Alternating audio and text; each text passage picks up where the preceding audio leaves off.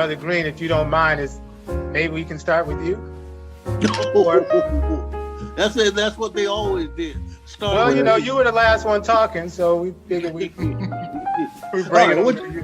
What do you want to know about me?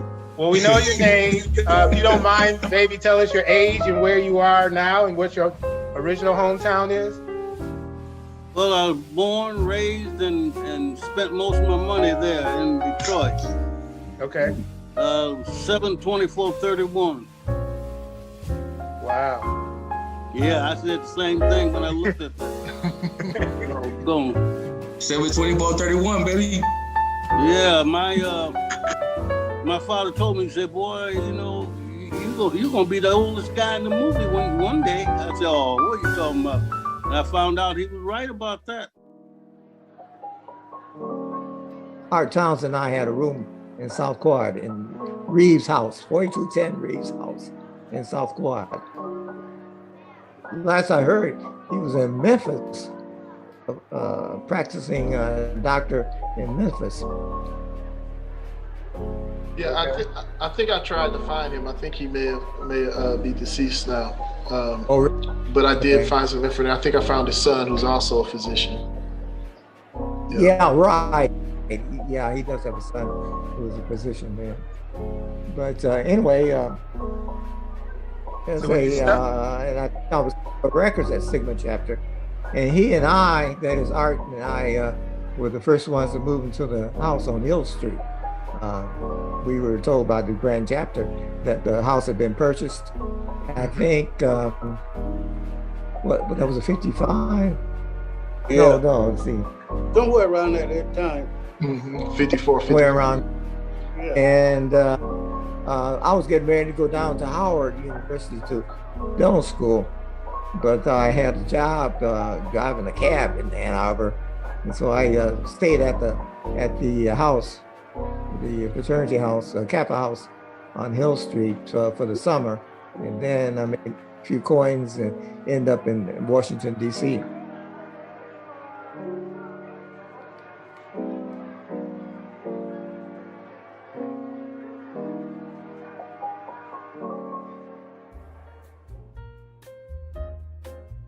Yes, sir. Yeah, right. I was there. I was a student up at Michigan when it was purchased on Hill Street. Move into it in the fall? After a while, yeah, I sure did. We were pinned and whatever, because we were very, as Kappas, we were very prominent with the kids on campus. We were number one, you know. And I had a girlfriend or some girlfriend that I was seeing at the time. And as you know, and those days, Denzelburg, in order, when I got sworn in, I didn't have any money to buy a pen. But Denzelburg said, loan me his pen. And I went to Goodison Hall, and was having to come telling them my young lady I was dating what a wonderful thing it was, and she thought what a wonderful person I was.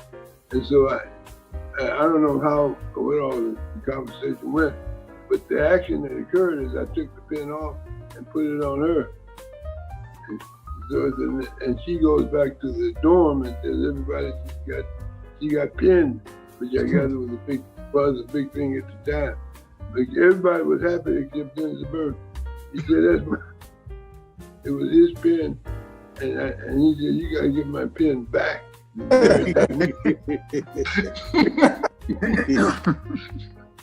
I don't remember. You talking about pleading.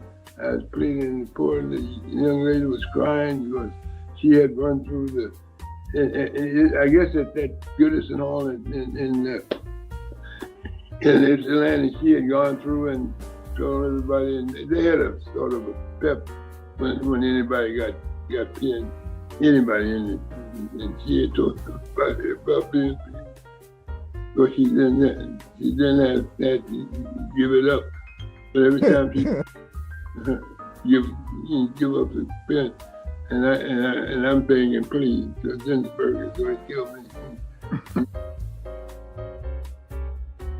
more. You remember we used to sing Sweetheart? My father said you guys used to serenade the ladies in Stockwell and other dorms. That's what you guys were known for your crooning. Oh yeah, oh yeah. Remember Amos Amos? Taylor, You remember Amos? though, boy. Oh, he was Dr. our leader. Amos Taylor.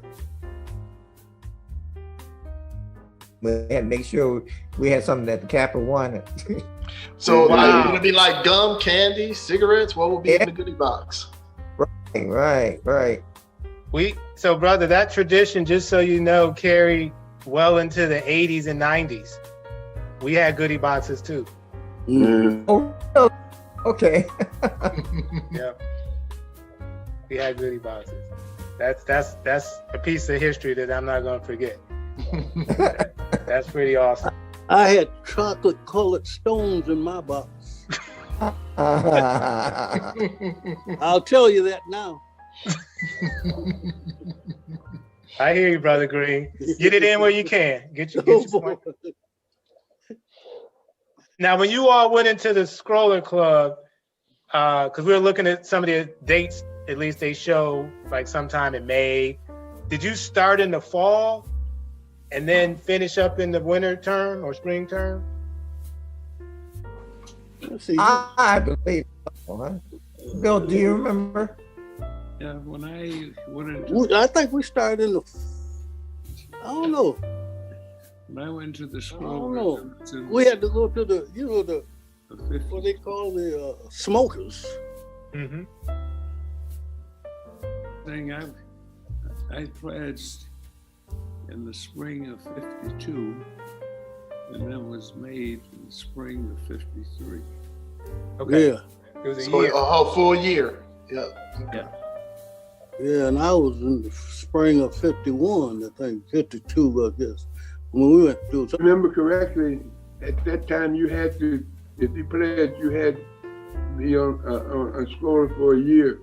You didn't get made in the next bunch, next numbers to be made, unless you did you had to do a whole year, Yeah, you're right about that. When I was a scroller, me and Bill and Alex, Yeah. and somebody had us eat onions. Julian And, Bass went through with us. I think he came from Michigan State. It was Yeah, two guys Bass, from Michigan State went over through with us. Okay. Julian Bass was one of them. Delta Pi was chartered, I think, in like '56. So to your point, those brothers would have had to come through the Sigma chapter. Right. So how did that work out? I mean, if they're way up in East Lansing. They just had to make it down there. Okay. That was it. That's a long hitchhike.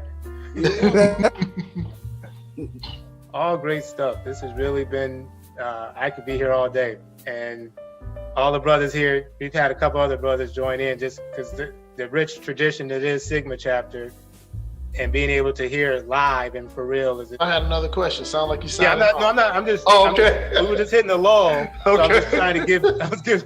Trying to be a moderator here. Go ahead, Dave. So, Brother McCullum, I know you being a charter member for Inkster alumni, which is now Ann Arbor Ipsy Inkster alumni. Can you talk about some of how it was to get that started, what you guys had to do, or how that even came about?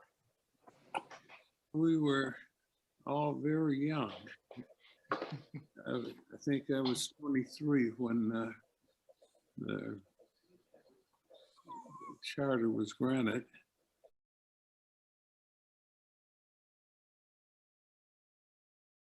And we were just young.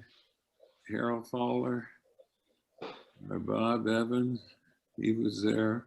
Al Peterson. We had a good group, but most of us were in teaching and salaries were very low. And we struggled to make it. And when the chapter was formed in '58, and then in '61, I went to University of Minnesota for a master's. And it was hard times, collecting dues for the chapter. And we lost it there for a bit and then came back as the Ann Arbor IPSI Inkster. And I've been with it somewhat ever since. Detroit alumni was already in place, right? What made you guys want to charter another chapter instead of joining Detroit? Was it like location or something, or any particular reason behind that? It was because the dues down in Detroit were awfully high. Okay, gotcha. For our own. Thelma and I had purchased a house in Inkster in 1954.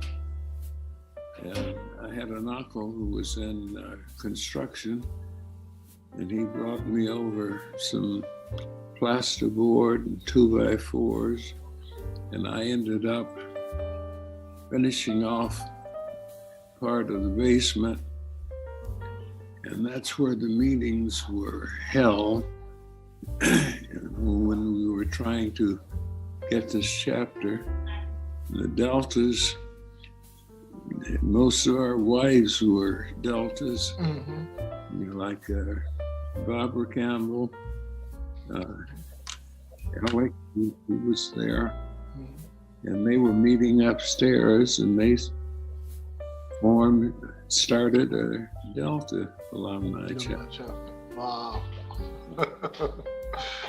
Delta's upstairs and Kappas downstairs. That's awesome.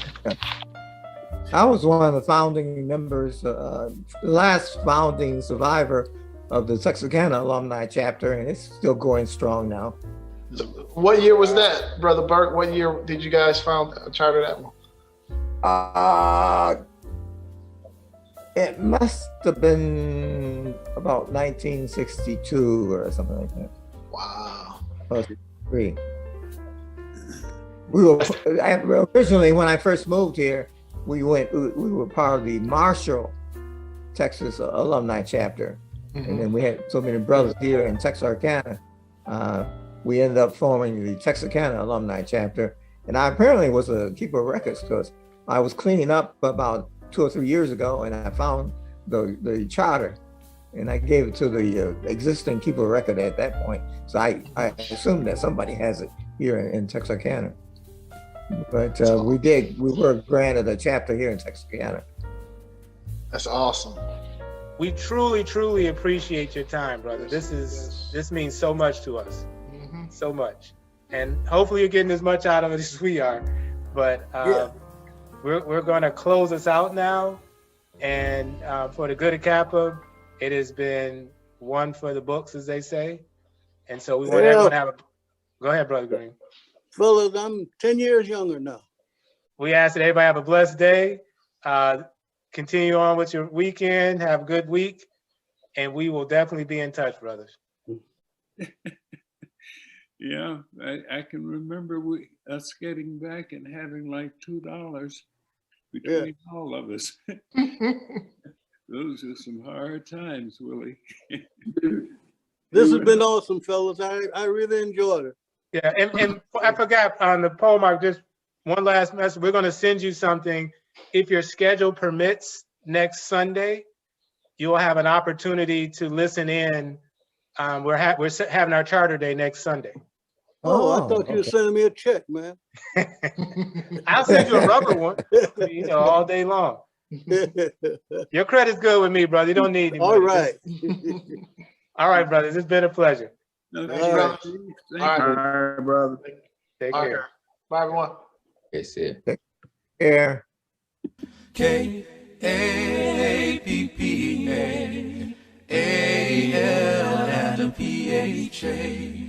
PSI, Phi Nu Pi. I wanna be a Kappa till the day I die.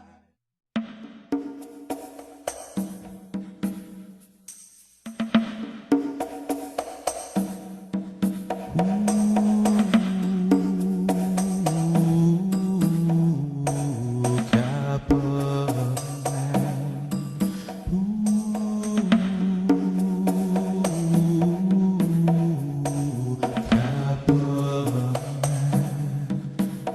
wakes up early Sunday morning.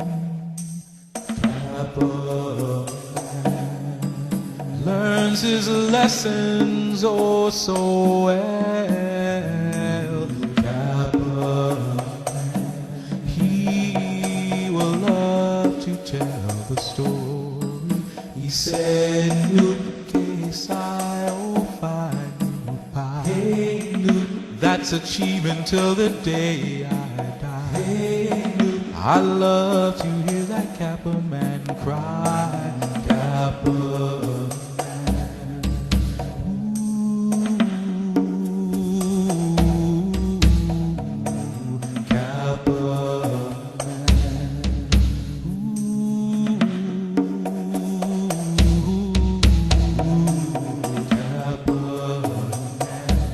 Days of pledging, oh so rugged. Kappa makes you wake sometimes and swear. Kappa, he will love to tell the story. He said, Luke, hey Scroller, don't you run so fast. Hey Luke, you might slip on a piece of glass. Hey Luke, wake up and be my brother at last. Kappa.